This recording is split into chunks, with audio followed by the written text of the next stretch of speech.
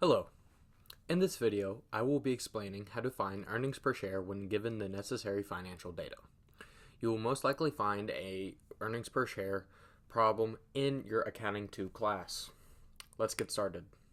So, let's say that you were given this financial data for the years ended on December 31st for the Linen-Top Corporation.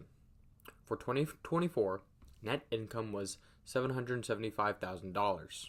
Preferred dividends were $35,000, and average number of common shares outstanding were 80,000 shares.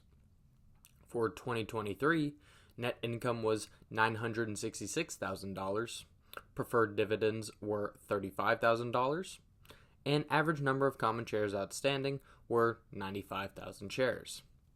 So, based on this information, how do you determine earnings per share for 2023 and 2024? The formula for earnings per share is net income minus preferred dividends divided by average number of common shares outstanding. So, for 2024, you would have $775,000 minus $35,000 divided by 80,000 shares, which comes out to $9.25 per share. For 2023, you would have $966,000 minus $35,000 divided by 95,000 shares, which comes out to $9.80 per share.